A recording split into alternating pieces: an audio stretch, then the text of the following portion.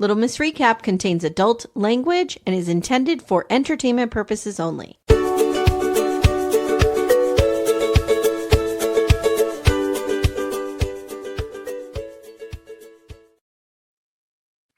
Hi, everyone. Welcome to Little Miss Recap. My name's Amy. Hi, I'm Amanda. Amanda, today I'm going to call us. Somebody shared this in the Backdoor Friends Facebook group, our Facebook group, and I think it is apropos to this episode. I'm going to call us Ladies of a Certain Rage. Oh, sure. Okay. I like it. Because why does Gino have to be on our screen? Why is Gino on our screen? Why is Colt colting? I hate this guy so fucking much. Colt, if you're listening, and I'm sure you are, because you probably listen to fucking everything that has your name in it. Yes. You're a loser and you're an asshole, and stop being on our screens. Sorry. I'm fired up. He kissed my hand, Amy. I hate him. He's so gross. The way he treats women is awful. Women are holes for him. But then Amanda, he won't even fuck them.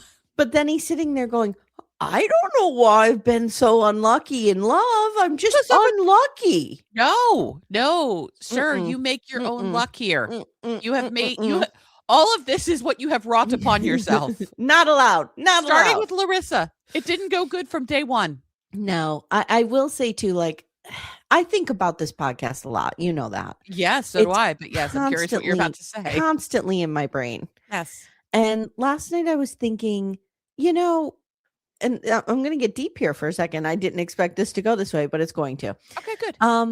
We have such a precious responsibility to make people laugh. Yes.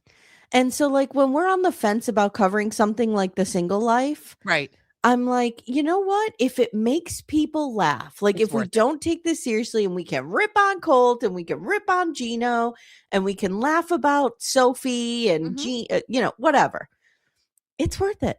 Yeah. So that's the thought I had last night, because I was thinking, like, how do I get through this? Do I really want to talk about Gino?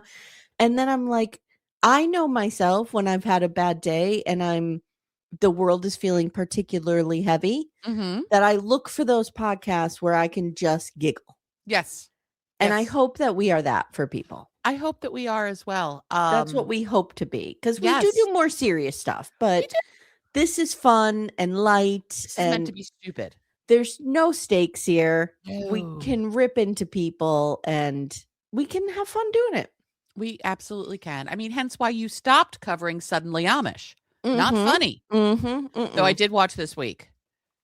Yeah. This is the fakest fakery fake. I know. Fake.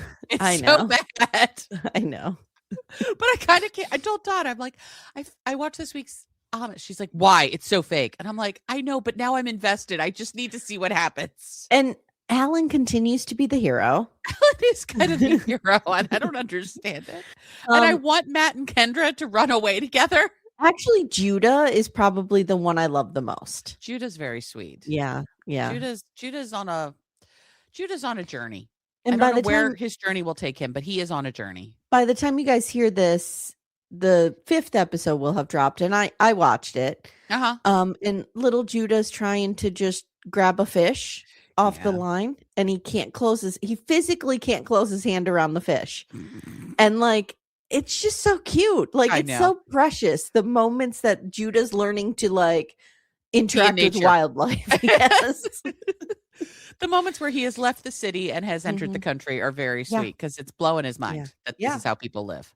Absolutely. It's blowing my mind. This is how people live, because this is fake. But anyway, how was your Valentine's Day? My Valentine's Day was good. I'm an anti-Valentine's Day girly, so I don't need anything. But I just kind of call it Love Day. Yeah, and that's fine too. Recognize the people you love. To me, it means much more for someone to do it on a random Tuesday than it does on Valentine's Day, because it just feels prescriptive. That's me being just a curmudgeon about Valentine's Day. But it was good. Todd made me I sent the video to you and Becca. And I saw it on his threads or whatever. A romance suite in our bathroom. If this man can automate something, he's going to do it. Yeah. Guys, like, our bathroom turned pink. He had candles that turned on with Valentine. Sure, did that. But very nice, very cute. It was very sweet. He likes to do a little thing like that.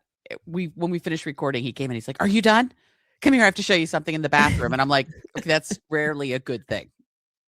Be quick. I need to show you something in the bathroom. Whenever I text Timmy, because we communicate via text when he's downstairs, I'll be like, can you come upstairs a minute? He knows it's either something needs to be fixed. Right.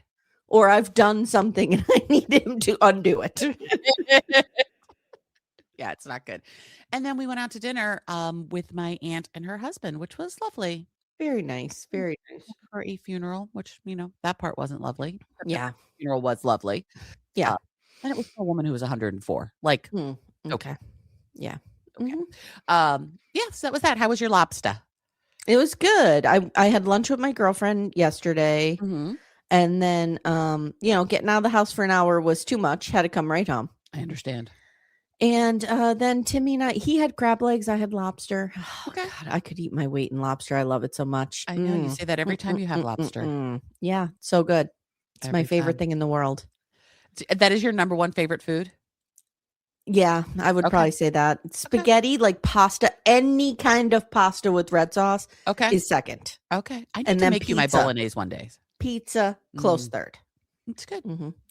Oh my God, that's like a Sophie's choice. If I had to choose between pasta and pizza. They both have peas in them. Yeah, I don't know. I don't know what I would do. It's hard. And then we watched Uhtred, Son of Uhtred. Nice. Well, we watched episode 6 of Love is Blind. And then we watched okay, we can talk about it now. Yes. How about Alex? Wow. This guy is such a douchebag, dickbag, terrible person. The word vomit, right? Uh-huh. And never saying anything. Never saying anything. It's like a script. It is. He just regenerates. Exactly. He knows exactly what he's supposed to say. So he says it in a lot of words and they mean nothing. Yeah. I don't think I was flirting, but I'm happy to run it back with you. Wow. What does that mean? Wow. Well, everything he talks about is in sports metaphors. Absolutely. It's ridiculous. I know. He's obnoxious. And that tattoo is stupid. Stupid. And just the irony, or as Jake would say, the ironing that, what's her name? Brittany? Mm-hmm. Is that the one he was talking to? Yes. That Brittany, like Devante couldn't care less about Brittany. This woman is a smoke show. And here she is. And let's just say this. We hate Alex. Alex is the worst guy on the show. But by traditional beauty standards, he is probably the hottest. He's up there for sure. Aside from Vic. Yeah. On this trip, right? He is so into her. And her own fiance is not into her at all. And I'm wondering if Devante would change his tune if he saw Alex, like swimming around. But Alex is also into Ashley. But I think he's into Ashley because she's a dirty girl. I don't know. I just hate him. I hate him too. He triggers something deep inside me. I also really dislike Bree. She needs to go away. Breezy? I need her to go away. Yeah. And I remain into Jordan. I like Jordan a lot. I like Jordan a lot. Yes. He's a real cutie. He seems like a real down-to-earth, normal dude. I think he's perfect for Amber. I think she's somebody who's been fucking hurt and has been through it. And he is, I don't mean this literally, but he is a soft place to land for her. Mm-hmm. I hope so. I think she has needed that her whole life. I'm not as into Amber as I am into Jordan. Right. I hope they're happy together. I hope it works because I want him to be happy, but I'm real into him.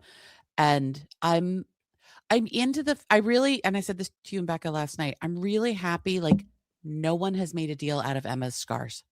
Like it's just not a thing. Mm-mm. No, I will tell you, because I got the screeners that I watched ahead. Mm-hmm. As lovely as you think Emma might be, her parents are 10 times lovelier. Oh, she has the parents who win Love is Blind, I feel like. Oh, shit. Okay. Because we had Daniel and what's her bucket in Minnesota? Their parents were great. The Christmas people. Yeah, the Christmas people. Christmas. The Hastings. Mm-hmm, mm-hmm. Their parents were great. I still follow them on Instagram. They're cute. Emma's parents are fantastic. I love it when the parents are good. Yeah, me too. That makes me happy. And you can usually tell when the parents are going to be good because the person's good. And we saw in the preview of this first 6, we saw in the preview that Ashley's dad grills Alex. Uh-huh. You only saw 1/18 of that. I can't wait. I can't wait for this guy to rip this guy apart. It's going to be delightful. Well, it's kind of like when two sharks are fighting each other and you don't know which one you want to win. I see. You're kind of like, I kind of hope they tear each other apart. It's kind of that situation. How many episodes are in the next drop? 3. Okay, good. Mm-hmm. Okay. And so I will say no more. It's a little more dealable because 6 is a lot. 6 to have to power through quickly. And I will say no more because we love you, Netflix. Thank you for the screeners. Yes. Yep. Okay.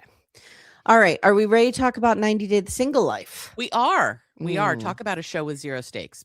Yeah. But it's delightful. So I wanted to talk about Between the Sheets from last week. And I wanted to just give a little caveat that we don't get Between the Sheets with the screeners all the time. Sometimes we do, sometimes we don't. Yeah, it's hit or miss. So if we do watch Between the Sheets, it will be, we'll report on it the following episode. Yes. But it's like a whole other show to watch. It is. It is. And then they do the stupid games. I'm not here for any of that. We could let the games go. I like the behind the scenes conversations. I like the deeper conversations. Same. We don't need to do the stupid. Mm-hmm. I don't need to see people shaving a balloon.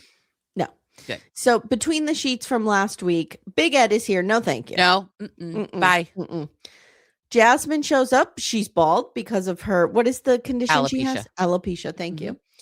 She says, I'm not surprised everybody's talking about me. My exes are obsessed with me. It's always happened. Okay. I kind of appreciated that. I know Jasmine is a problem. She's a real problem when she it's about her. But she's good TV. She's great TV and she's funny. She can be very funny. Julia introduces the show as Between the Shits. Thought that was great. Go Russia. Thought that was great. Rob is watching Sophie's segment and I'm like, wait, Rob's here. Hello. And he has serial killer face. And he's like, interesting watching it from this side. I thought he was going to like murder her, grab a nearby child and slit their throat or something. Like he was in a dark place. Yeah, it was not good. And he says, we were talking before she went and she didn't want to seem like she was going to see him. So it turned into a girls trip. Okay, Rob, calm down. Calm down. Stop doing the most. And you two need to stop fucking each other. Just never talk to each other again. Agree. Jamal. Okay. I have a lot of empathy for Jamal in this episode. Okay. I do too. But I hate it when a guy kisses and tells. I fucking hate that. Oh, I hate that too. And he all but said that he and Chantel hooked up in New Orleans. Yes. We didn't need that. We didn't need it.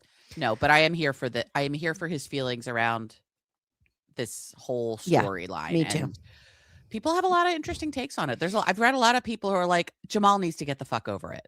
No, he doesn't. No, I think I disagree with that. I disagree with that. As someone who was all but raised by a single mother to whom I'm very close, if I found out she had been hiding another child for 30 years, I would be devastated. Yeah, we'll talk about it when we get there. Yeah. But there's a lot to talk about there. Yep.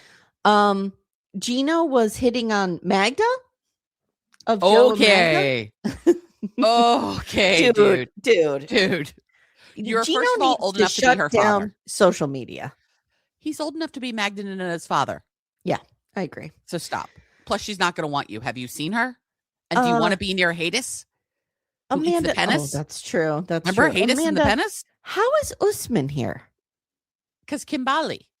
Yeah, but no, I didn't know. Is he in the States? No. Oh. That was a green screen.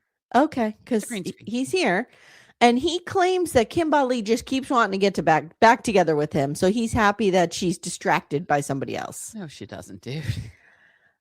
Pedro says his ex complained he didn't love her. Now, Pedro, does he take responsibility here? Because he says, my ex said I didn't love her. I didn't do romantic things for her. So I want to correct the error I made in the past. I was like, oh my fucking God. Is this accountability? It might be, but what he's taking accountability for is he wasn't the most romantic guy. Yeah. Yeah. I feel like there's many a young man who had that experience with their first relationship and their partner saying you're not romantic. So the next time they're romantic. Sure. But still, any accountability. It's anything. A low bar, guys. So, okay, here's the Larry story. So the Larry story is that Kimberly was pretending to be Jamal and talking with him, I think, over text. Yes. And once Larry wanted to meet Jamal in person, Kimberly had run out of options and was kind of forced to tell Jamal about it. So Jamal is crying with Sophie on the couch and says this has completely fucked up his trust in relationships. And the only thing I can kind of relate this to is when my parents got divorced, which I know this is stupid. Yeah. But when my parents got divorced, the overwhelming feeling that I felt was that I had been lied to. I know I wasn't. Right. But you feel like the ground shifts underneath you. Your whole like foundation is wrecked because you're like, was this all? Because I was 21. Right. And it was like, was this all a lie? Because they didn't have, I've said this many times, they didn't have a tumultuous relationship. We did not see this coming. Right. In retrospect, we did, but we didn't at the time. So like, I'm trying to put my lens on his situation to find the empathy for him. And I find it. I do too. Like, he doesn't know who he can trust because the only person he trusted his entire life lied to him about something really huge. Yeah. Not lied to him about, she went to Penn State versus Ohio State. And it was a lie by omission. It was a lie. Yes, it was a lie. Especially learning what we learned later that he learned about the sister when he was 12 and she still didn't tell him. Yeah, that was the time. That was the time to do it. Yeah. And I don't blame her either. No. Because it is such a difficult choice. How do you tell that? When do you tell that? Right. Like, I totally get her too. It's a very complicated situation where neither one of them is wrong. And what will my child think of me? Will that open up questions about will my child be afraid I'd give them up? Like, it's so. I could see trying to put my mind in the headspace of Kimberly at the time. I could see her being like, I'm already raising Jamal by myself. He doesn't have a father. And even though that does not put him at a disadvantage, I think society tends to put that on children, right? For sure. So Kimberly's probably like internalizing that shame of not having a father in Jamal's life and is like, I don't want to pile more on. I don't want to isolate him from me. I'm all he has. You know what I mean? Maybe that kind of thing. Yeah. I don't know. It's so complicated. So Sophie cries with him. And this is why I love Sophie. She is just a bag of feelings. And I'm here for it because I am too. She also needs a really good therapist and not to be dating. Little Miss Recap will return in a moment. For ad-free episodes, visit littlemissrecap.com/support. So she cries too, and she says, I grew up without a dad. I understand this. And she's like, can I have a hug? And they hug, and she tells him she's here for him. It was really nice. It was very sweet. Sophie was the perfect person for him to watch this with. Agreed. So now Kimberly is watching it with Liz, and she's crying, and Liz doesn't comfort people in a great way. No, she's Liz not is good kind at of this. patting her on the shoulder. It's very much how Jenny used to comfort me as a child. Like just the pat on the shoulder, like, you'll be fine. Right. You'll be fine. It's okay. Don't make me engage with this. Please don't make me engage with this. Please don't make me engage with this. And Kimberly says, I catfished my own son. Like, who does that? But I was trying to protect him until I could get the nerve to tell him. She said she had no one to turn to and she didn't know what to do. So a lot of people have been chit-chatting about this online, like saying it makes Kimberly look bad. I don't think it does. I have a ton of fucking empathy for both of these people. I do too. And was it a good decision? No. But she knows that. She knows she fucked it up. And also we have to remember Kimberly's mom died like not long before this either. So I have to imagine her mom was probably the only person she ever talked to about this. And so now she doesn't even have that person to talk to help like figure out what's the best way to move through this and forward. It's an impossibly challenging situation. Did Kimberly do it right? No, but she knows she didn't do it right. Yes. And is taking accountability for it and wants to repair. Yeah, I agree. It's a riveting story. I'm glad that we're getting. I don't care about her dating. I want to know all about this. Same. Yeah. All right. So let's move into this current episode. We're only 20 minutes in. This is 90 Day the Single Life, season 5, episode 2, The Art of Tinseling. We're doing the art of is going to be the theme. Right. Tinseling is staying in a relationship that is not great, is not going to work right around the holidays so you don't break up until after the holidays. Okay. Did not know this. So who's doing that here? I don't think it's so much about the holidays so much as it's people staying in relationships longer than they should. It could be Natalie coming back to Gino. It could be whatever is happening between Pedro and Sophie. These two never need to talk to each other again. I don't know why we're here. Yeah. But we'll get there. And it could be Courtney and Colt. They're having a shitty relationship too. That's what it is. It's them. It's them. Okay. I got that. All right. So let's knock Gino out because I hate his guts. Okay. So I just wrote, does he know how to straighten his fucking glasses? Everything about him is gross. Crooked glasses on. You know he smells musty. Ugh. So she arrives. She looks great. Natalie does. She's gorgeous. And he's nervous and commenting on, oh, yeah, beautiful trees and hills here. Okay, douchebag, shut the fuck up. You live in Detroit and it's Washington, D.C. Like, the terrain is not significantly different, dude. This is This is not like he showed up in Santa Fe, New Mexico and is like, wow, this all looks different. Yeah, hate it. Bob Durst style. Hate it. After every point, we just go, hate it. When I think about that. Guys, if you didn't listen to Tess and me covering the Jinx, it's on our Patreon. It's also, I moved it over to Murder She Watched, but it originated here. So it's still here on Lomas Recap. There is a scene where Bob Durst calls his friend from jail and he has him read him the shows that are on TV that night and just says, love it, hate it after everyone. It's just comedic gold for me for some reason. So Natalie tells the camera, I asked Gino if he was single, and he said yes. He was separated, about to get divorced, but that is not what happened. And when I went to the family get together, they were telling me he was still seeing Jasmine, and then Jasmine showed up and attacked me. Yeah. Natalie's the victim here.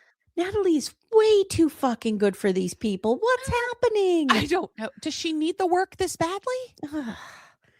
He doesn't like the way it ended for them. She doesn't either. And she tells the camera, I want to believe he made a mistake. And is she seriously fucking considering this? Is what I wrote. No, she's not. Does she need the Target gift card that bad? I don't know. I mean, Washington is an expensive city. Maybe she does need some, I don't know, some DoorDash money or something. Maybe. Let's go to Kimberly. Okay. So Jamal is being really hard on her. Yeah, he's angry. I get it. He's so angry. Here's what I hope, Amanda. I hope they're in therapy together. I do too. To work through this. And I feel like they would be. I feel like that's something Kimberly would do. I really hope so. So they're kind of chatting on the couch, and he's like very clear that these were her choices. Yeah. To hide this from him. So he doesn't feel bad for her because he's like, he's really holding her accountable here. It's uncomfortable for me because I don't like that. Right. But like, I'm very much, you made this bed. You now need to lie in it. Like, I'm a peacemaker. I could never have this kind of conversation with somebody. Right. But I get it. I get how he's feeling. And the fact that he's able to act this way with her shows us how safe he feels with her. Mm-hmm. You know how they say, like, your kid will attack you because they feel safe. They feel safe. They clearly have a good and strong relationship before this, which is going to be the thing that will get them through this. I know they will get through this, but it's difficult. Gonna be hard. So he says, I know it's a lot, but it's your fault. And she tells us that she was 21 when she placed Larry for adoption, and a year later she placed her daughter. I also want to thank the BDFs who talked to us about the language around adoption. Thank you. Yeah, I will absolutely do my best to say placed for. I can't promise, it might not slip. Old ways might not slip in, but I will do my very best because I did not know that was the right language, and I'm glad to know that. Yep, and I'm a strong advocate for adoption. So anything I could do to paint it as a positive experience. So a year later, she placed her daughter, and Jamal's like, it sucks, dude. Like, I thought I was an only child. And I know partly probably what's going through Jamal's mind is how different his life would have been had he had these siblings. And that absolutely, he probably feels robbed. Yes, I would. Mm-hmm. I mean, we had that whole real talk about being an only child versus having siblings. And what did I say? I always wanted siblings. And if I knew I had one. Yeah. And didn't know, like, I would be so upset. And that doesn't mean that Kimberly should not have placed him for adoption. No. I don't mean that. I just mean like they could have been in each other's lives, even with different families of origin, right? Absolutely. If they wanted to be. If they wanted to be. Yeah. Yep. So now we learned that when Jamal was 12, he overheard Kimberly talking to her mother and learned he had a sister. And she says she should have told him about Larry then, but she just couldn't. She couldn't bring herself to do it, probably because she felt a lot of shame about just placing one child for adoption. Yes. Never mind. Yeah, it's so complicated. Yeah. So she doesn't regret what she did, and she cries about how placing children for adoption is the hardest thing you could do. And I agree with that. It is such a parent's love to do that. And she says she really didn't want to admit that she had done this, that she had placed 2 children for adoption, not just one. Yep. And Jamal says he feels bad lying to Larry because he knows about this other sibling. Right. And he's trying to form this relationship with Larry, but he's also keeping the secret, and Kimberly's putting him in a very uncomfortable position. Yeah. Yeah. She's making this even harder for him. And Kimberly says, I didn't tell Larry right away because we were just getting to know each other.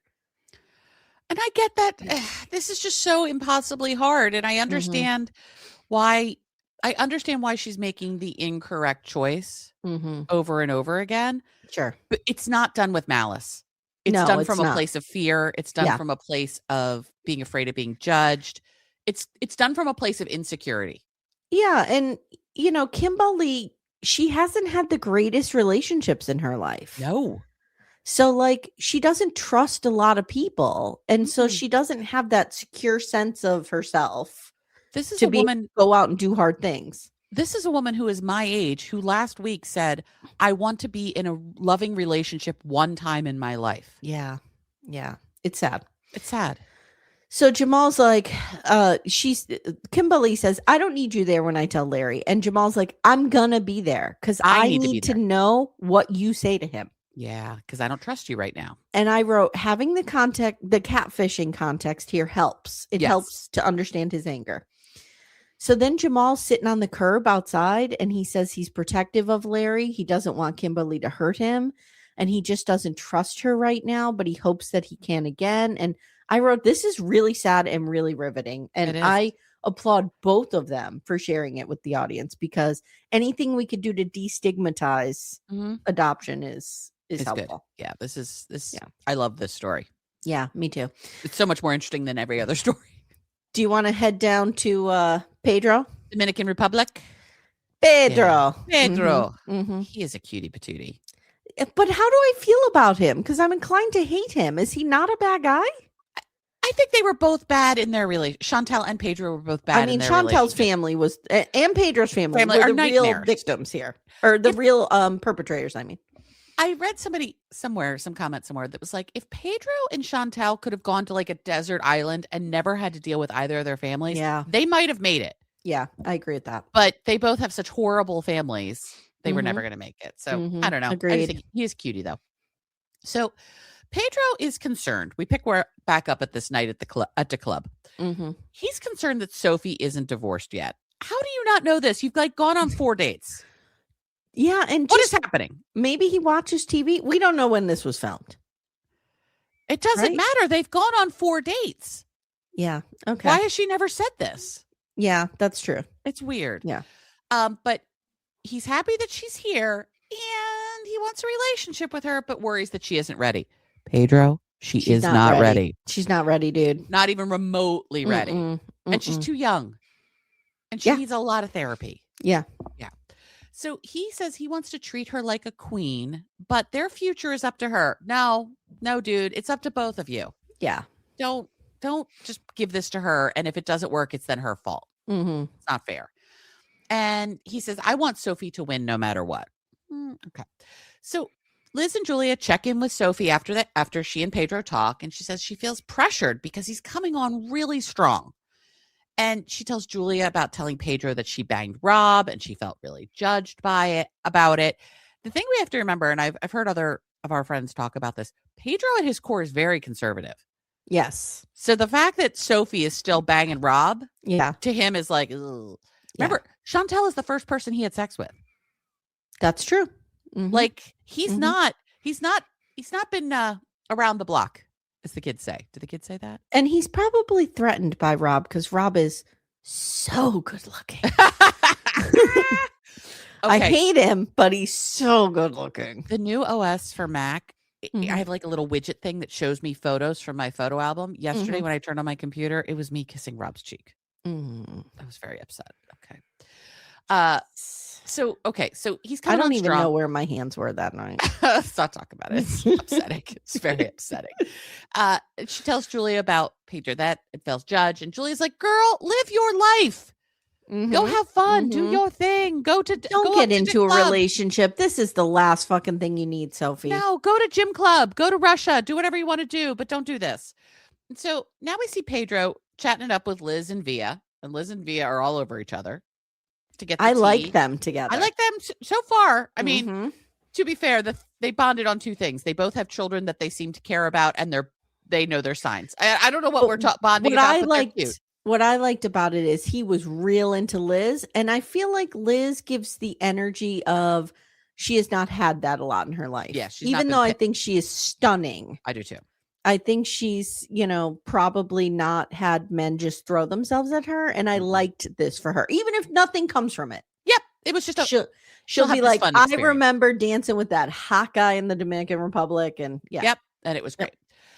And so Sophie wants to get the tea about what she said about him. So Pedro has bought her flowers, has been respectful, romantic, and Liz asks if she's serious about him. And she says he is, but he isn't sure if she wants this as well. So we're trying to figure out what's going on here. He wants to understand what is really happening with Sophie because Pedro is so lost right now. He thinks he's in a different relationship. And he kind of wants to know, like, is she still with Rob? Right.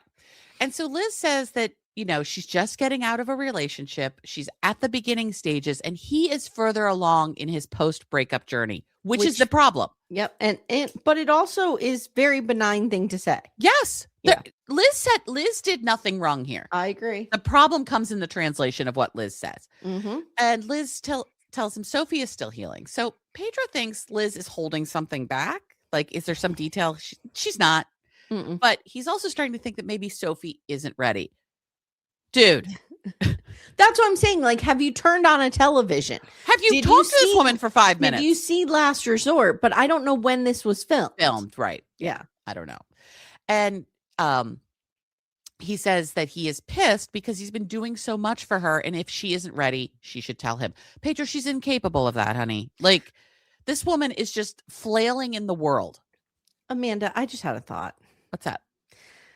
One of the more interesting things that oh God, what's her name? The woman who's not on BT90 yet, but will be. Elise, yes. Elise told Mary Payne. Yes. When Mary Payne said to Elise, "Oh, I saw you're on BT90 this season." Elise said, "I am." Okay. Wow. Okay. I am beginning to think that Matt Sharp just has all these production crews in the wild, right? Okay. Just filming these people. And then he'll be like putting together the master show. And he's like, I need, let's do something with Sophie. And he just pulls all the footage that he has. Okay. So like, my point is, I don't think Matt Sharp is like, let's craft the narrative of the single life. Right. I think he's like, oh, don't we have some footage of Sophie in the DR with We're Pedro? Filming these people doing shit all the time. Give me that. So I don't know if any of this is filmed chronologically with anybody. Probably I think it's all just filmed, just hit and miss. Yeah. And then like slow-mo just being filmed constantly and they put together whatever happens. He just pieces in things when he needs them. Like he might have 2 or 3 that are the main, but he's like, I can't only have 7 couples. I need 8. Give me some. What do we got? Some footage of Elise? Give it to me. We have less than a month until slow-mo. Oh, I'm excited. I know. We need to get those screeners going. Yeah. Okay. Yeah. Anyway, so so that's my theory. So I don't know when this was filmed because Julie is pregnant, but now her baby's like a full. I mean, I think they just got their license the other day. No, but that's okay. So Julia is now playing mom through all of this because remember she's in a relationship and she's sober. So she's going to be everyone's mom for this and decides that everyone's ready to go home and go to bed. We're done. Yeah. We're putting everybody away now. Yeah. And Liz is here. She says to be single and mingle, and she and Via exchange phone numbers, and she is into him. Pedro asks Sophie if he'll see her tomorrow. And she's like, yeah, just reach out to me. And he's like, wait, I thought you were here to see me. And she's like, oh, yeah, give me a call. Maybe we'll see. Their energies are not in the same place remotely. No, I agree. And he's picking up on all this. I agree. Sophie says he came on stronger than she anticipated. She needs things to move slower. And Pedro is like, I'm into this girl and I'm real confused. What the hell's happening here? Mm-hmm. So next day, Sophie is on her way to see Pedro. They're going to go out for brunch or lunch or something. Mm-hmm. And she talks about him coming on strong and she appreciates the effort, but there's too much pressure. She just keeps saying there's too much pressure. There's too much pressure. Yeah. Too much pressure. And she says, I'm still healing from my marriage. I'm not even fucking divorced yet. Right. Yeah. And she just wants him to chill and just spend time together and just see what happens. He does not need to put on the full court press to impress her. Let's just be and spend time together and hang out and go out to club, whatever we're going to do. And so now we have some awkward conversation about Sophie's hair. And did they have fun last night? And it was just weird because she and Pedro are sitting down and her hair looks terrible. And he's like, she needs to go 10 shades lighter. Yes. And he says, well, last night was awkward. And she agrees. And he says, it made me nervous. And he says that Liz asked him if he is sure she wants to be with him. And Sophie's like, what? Yeah. What exactly was said? And Pedro just says, she made me feel insecure and told me to be careful. No. Yeah. So basically he's painting this like, Liz told me you weren't ready to be in a relationship. Right. And Liz told me to watch out for you. That's not what Liz said. Not at all. Not at all. No. And Sophie is pissed. She thinks that Liz went behind her back and broke girl code. Well, based on what Pedro's telling you, yes, that's what it sounds like. That's not what actually happened, though. Correct. And that's the problem. Yeah. And Sophie says she's been in a relationship her whole adult life with Rob, and she needs to figure out what she wants. Girl, you need to be single for like 5 years. Agreed. And you need to spend a lot of time in therapy for those 5 years. Yes. So you don't have another Rob. All of it. All of it.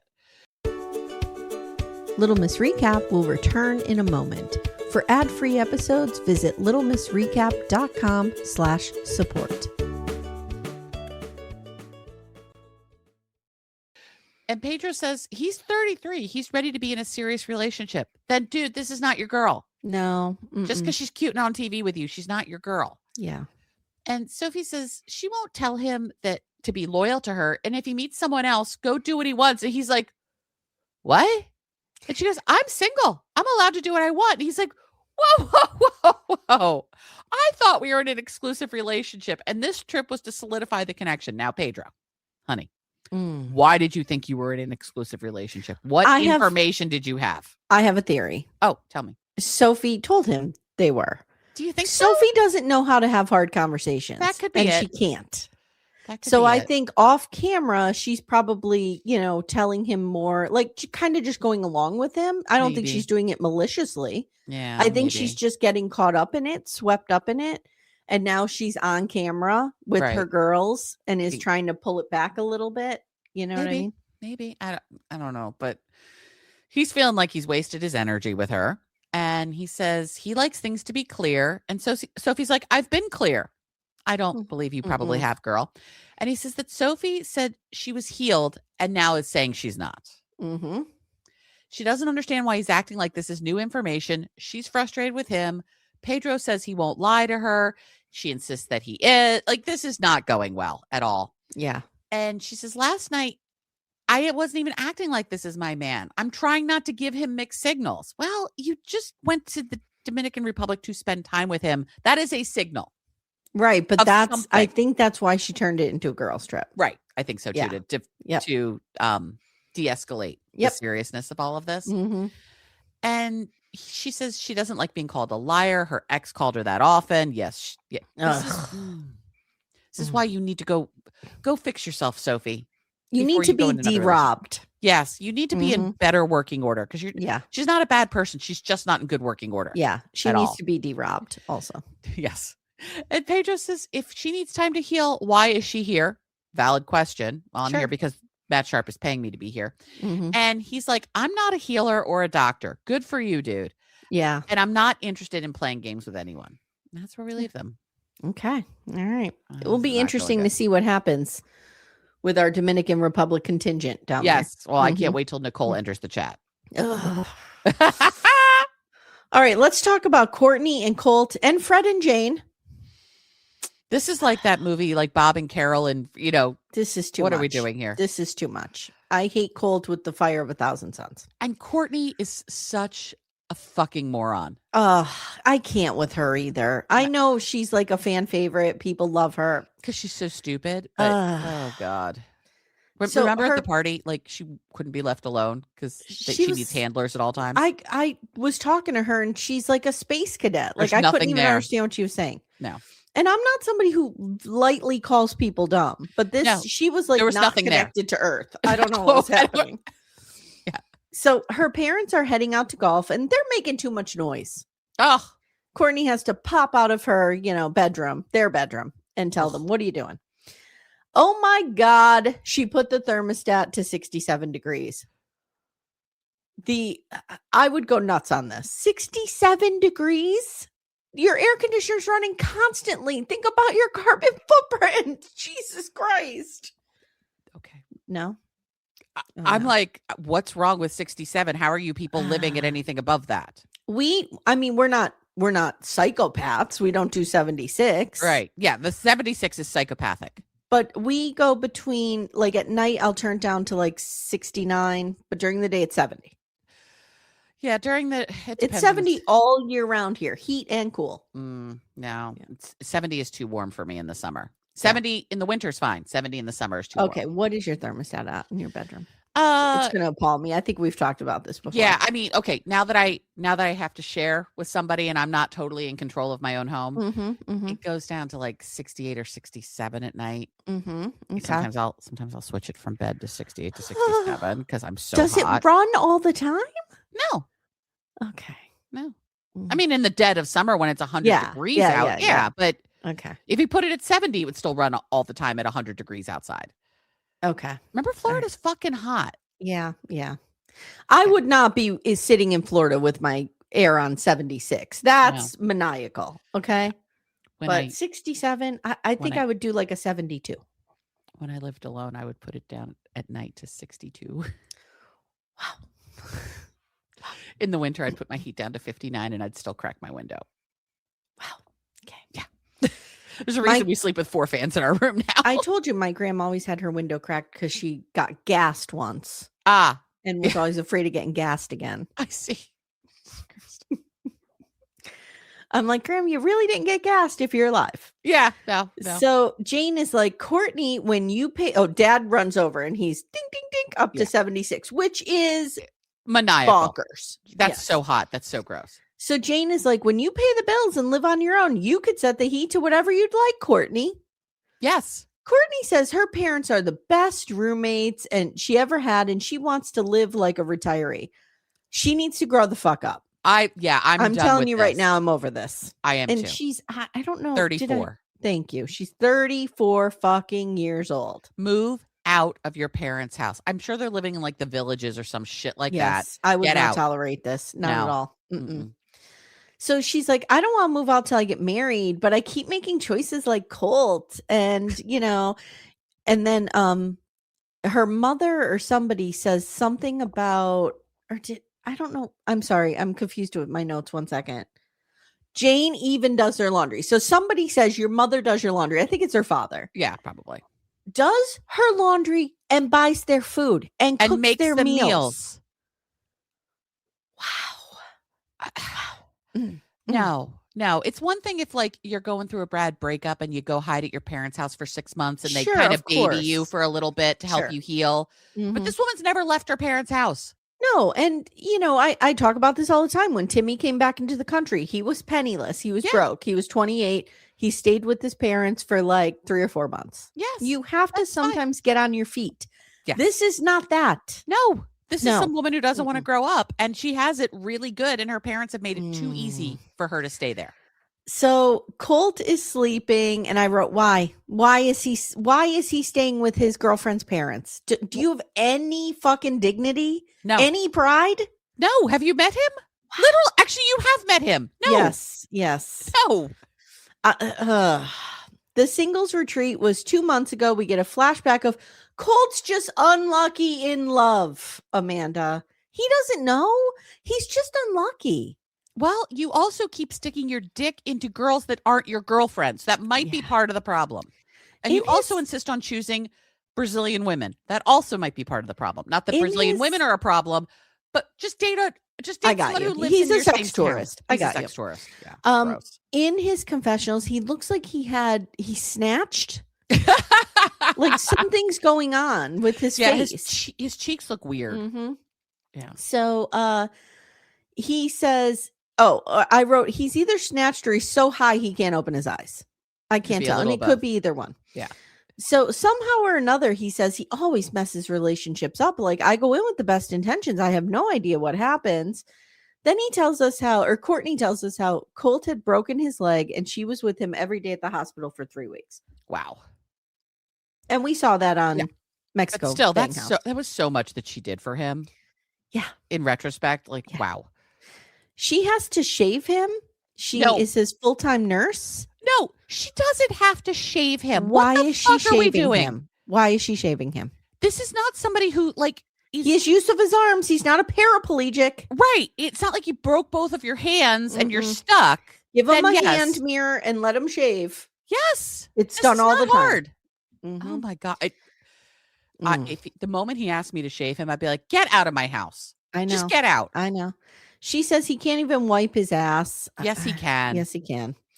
So they go golfing with the parents. Well, they watch the parents golf. Right. Courtney actually hits a few, but Colt is just sitting in the golf cart. Yeah. And he's like, do you think your parents are having sex more than us? Colt, stop being inappropriate and gross. Yeah. Leave Fred and Jane out of this. If Fred's putting his P in Jane's V, we don't need to know. I don't want to know about it. Not our business. No. And I don't think they consented to have people talk about them fucking on television. No. So apparently Colt can't get hard, says he's a grower, and it's majestic when it's fully realized. I want to throw up in my mouth and, I don't know, die. She says she feels insecure. She wonders if she is even his type. We learn that he deflates with penetration. Why is this happening to me? I wanted to be in the Peace Corps when I was 16. I thought I was going to go into the world and make a difference, Amanda. We're talking about Colt's penis now. I have let everyone down. So Courtney's rattled and wonders if he's just with me out of convenience. Yes. So she also says, your exes are online and they don't really say anything nice about you. Red flag. Flag on the play. Right. For good fucking reason. So he says, look, I know we have a lot to figure out, but I want to do that with you and grow old with you. I hate him so much. I know I used to say he was interesting when he had the little mini ice cream cone or the goat beard. I'm over that now. He is the living embodiment of a trash bag. He is just a garbage bag. A full garbage bag. That's what Colt is. He's the shape of it, and he's the smell of it, and he's the action of it. Sorry. The tiny ice cream goes at and the tiny chugs an entire bottle of Jack Daniels out of nowhere. With the fucking slot machine in the corner. Hate him. I hate this man. Oh, God. I hate this man. I wonder how Cookie Dough's doing. Because this is somebody who I think what gets me about him is Colt is somebody who thinks he deserves the hottest woman in the room. Same with it's the thing Gino has. It's the same problem. Apparently words are hard. I'm like, yeah, I get ticking in real time. We're so angry. I know. So later, Courtney meets with her friends and she's like, Colt can't get up. And I wrote, this is very Eric Forrester on Bold and Beautiful. When Eric was impotent, everybody would talk about it just in the room right around him. And also Josh Lewis and Reva, like when Josh was in the car accident. Yes. And of course, if you were in a wheelchair, you were impotent, period. Absolutely. On daytime soaps. Oh, so, yeah, I knew that as a child, yeah. So Reva had to go have sex with his brother, and then he was real angry. It was a whole thing. It's a whole thing. I'm sorry. She married his father. Well, yeah, I mean, she was also, baptized herself the whore of Springfield. So. Yeah. So her friends are like, there are way too many red flags. Like, he's talking to other girls. He can't even satisfy you. Colt, meanwhile, is talking to a friend, Mark, and he maligns Little House on the Prairie, which I was not here for, by saying that it's angry. Quality, but it gets boring. Boring? Have you seen the episode with Jason Bateman when so there's this great episode, right? Okay. James and Cassandra are there. Jason Bateman actually talked about this on a podcast not too long ago. They're traveling with their parents, and for some reason, Michael Landon, Pa, has Jason and Cassandra, the little kids, like over to the side, and they're watching the parents come down a hill in a wagon, and it loses its brakes. And all you see is it flies down, and it tumbles and like explodes right in front of the children. Yes, they're watching their own parents die. Yes. Have you seen where Mary uses her infant as a battering ram on a window in the blind school fire? Who thinks Little House on the Prairie is boring? Go listen to my sister and I. Gen X, this is why we covered the whole fucking thing. Mary went blind, for God's sakes. There are children freezing to death in the blizzard. Yes.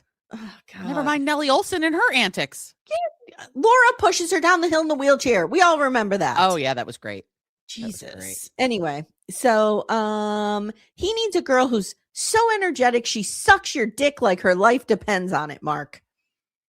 You know what? I'm going to say it right here. I will volunteer to suck Colt's dick and I'll bite it off. Wow.